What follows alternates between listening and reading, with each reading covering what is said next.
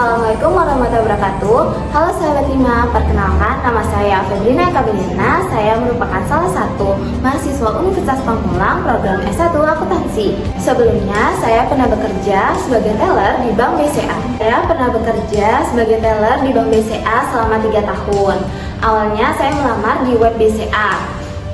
Tahapan pertama yaitu tahapan administrasi.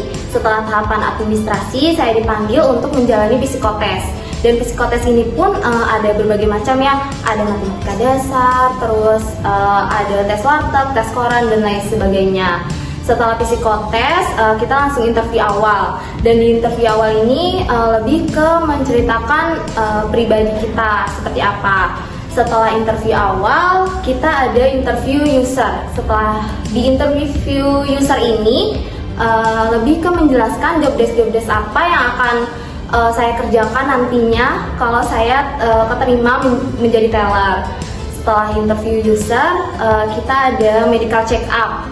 Setelah medical check up, keterima lalu tanda tangan kontrak. Setelah itu kita akan diajari di BCA Learning Institute. Jadi kita kayak magang dulu nih selama 2 minggu. Setelah 2 minggu kita akan mendapatkan cabang penempatan kita. Sebagai teller yaitu yang pasti melayani transaksi nasabah, terus memberikan pelayanan-pelayanan yang dibutuhkan oleh nasabah. Dan juga saya di BCA ini belajar banyak banget pelajaran public speaking karena saya harus melayani nasabah secara langsung. Akan memberikan tips and trik agar kalian semua dapat menghadapi dunia kerja nantinya. Yang perlu kalian siapkan, yang pertama yaitu membuat CV yang menarik. CV adalah dokumen tertulis yang dipresentasikan oleh calon karyawan, disusun secara kronologis, sekilas pandang, dan tidak terlalu panjang. Secara sederhana, kurikulum vitae adalah gambaran diri secara jelas, singkat, dan tidak bertele-tele yang dimuat dalam tulisan. Tips dan trik membuat CV yang menarik. Yang pertama, buat CV singkat, padat, dan jelas. Masukkan data-data pribadi dengan jelas dan singkat di setiap kolomnya. Jika ingin memasukkan deskripsi diri, usahakan tonjolkan kelebihan-kelebihan diri. Yang kedua, cantumkan kontak dan media sosial yang aktif. Kontak dalam CV penting bagi rekruter untuk menghubungi kandidat jika lolos ke tahap selanjutnya. Oleh karena itu, pastikan mencantumkan nomor handphone yang aktif, begitu juga dengan email. Yang ketiga, cantumkan pengalaman yang relevan. Memilih pengalaman-pengalaman, pastikan pengalaman memiliki relevansi yang tinggi terhadap posisi yang sedang dilamar. Dan yang terakhir, cantumkan skill-skill yang kalian miliki. Kedua, yaitu memaksimalkan profil LinkedIn. Memaksimalkan profil LinkedIn. Yang pertama, membuat profil LinkedIn yang sesuai. Yang kedua, memasang foto profil yang menarik. Yang ketiga, menulis ringkasan summary, pengalaman kerja dan skill. Yang keempat, tambahkan koneksi agar networking semakin luas. Yang terakhir, selalu review profil LinkedIn secara berkala dan pastikan untuk selalu update sesuai dengan pengalaman di bidang profesional. Yaitu memperluas dan tingkatkan skill. Cara memperluas dan meningkatkan skill. Yang pertama, tingkatkan skill komunikasi. Yang kedua, tingkatkan skill kerjasama. Yang ketiga, tingkatkan skill kepemimpinan. Dan yang keempat, tingkatkan skill manajemen waktu. Yang keempat, melamar di berbagai perusahaan. Cara melamar pekerjaan di beberapa perusahaan. Cara melamar pekerjaan ada berbagai cara. Yang pertama, melamar pekerjaan melalui email. Mengirim lamaran menggunakan email lebih cepat dan efisien. Yang kedua, melamar pekerjaan lewat situs web penyedia lowongan pekerjaan, seperti Jobstreet. Yang ketiga, melamar pekerjaan lewat media sosial, seperti LinkedIn.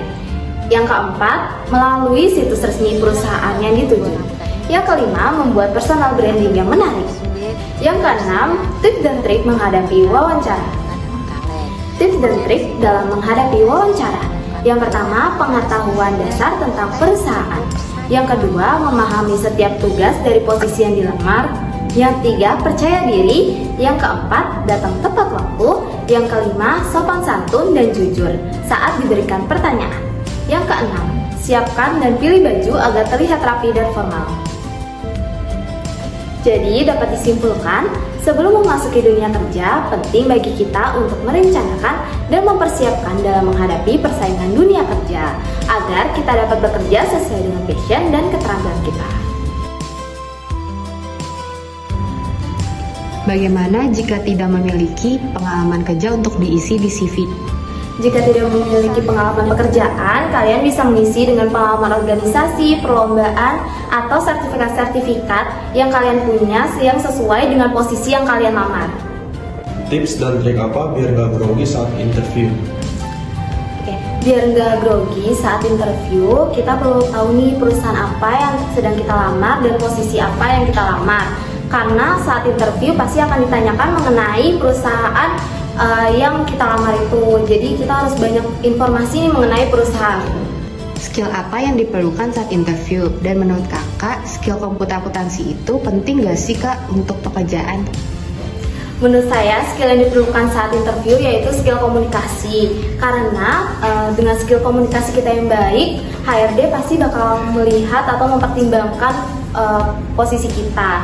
Dan juga komputer akuntansi itu penting karena kita di bagian akuntansi ya pasti itu sangat diperlukan. Apalagi di zaman yang modern seperti ini, komputer akuntansi itu membuat pekerjaan kita semakin efisien dan efektif.